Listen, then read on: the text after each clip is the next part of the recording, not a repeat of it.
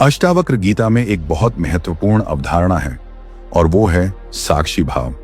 साक्षी का मतलब है देखने वाला, जो सिर्फ देखता है, जो कर्म में उलझता नहीं, जो फल में नहीं फंसता, जो बस जागरूक रहता है।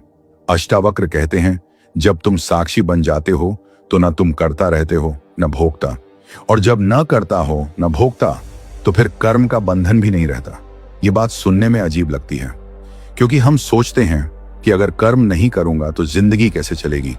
लेकिन अष्टावक्र यहां कर्म न करने की बात नहीं कर रहे, वो कर्ता का भाव छोड़ने की बात कर रहे हैं। फर्क बहुत गहरा है। जब तुम सोचते हो मैंने ये किया, मैंने वो किया, मुझे इसका फल मिलना चाहिए, तो तुम अहंकार में हो, और अहंकार में किया गया हर कर्म एक बंधन बनाता है, या तो अच्छे कर्म का बंधन या बुरे कर्म का।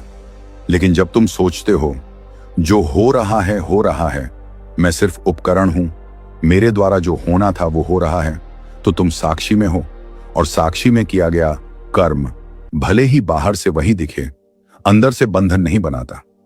यही अष्टावक्र गीता का सबसे बड़ा रहस्य है। अब यहां पर भगवान की भूमिका फिर से सामने आती है। जब तुम साक्षी बनते हो, जब तुम अहंकार छोड़ते हो, तो तुम क्या बनते हो? तुम उस चेतना के करीब जाते हो जो हर जगह है, जो हर कर्म में है, जो हर क्षण में है। और उसी चेतना को अष्टावक्र गीता आत्मा कहती है।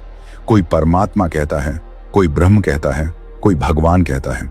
नाम अलग है, लेकिन जिस ओर इशारा है वो एक ही है। और इसी चेतना के साथ जुड़ने की प्रक्रिया को भक्ति कहते हैं।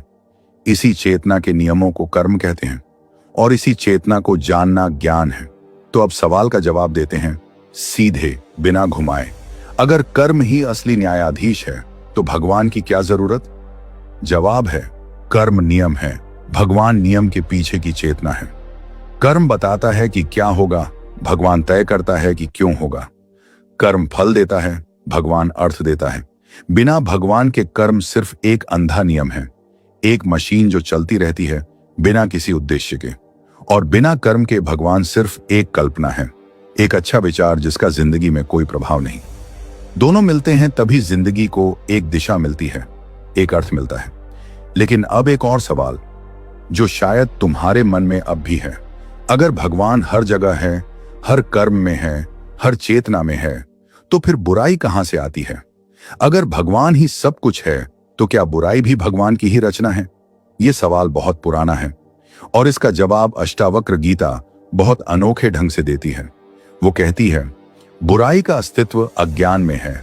जब तुम अपनी असली पहचान नहीं जानते, जब तुम सोचते हो कि तुम सिर्फ ये शरीर हो, सिर्फ ये मन हो, सिर्फ ये अहंकार हो, तब तुम डरते हो, तब तुम लालच करते हो, तब तुम दूसरों को नुकसान पहुंचाते हो। और यही अज्ञान ही बुराई का जन्मदाता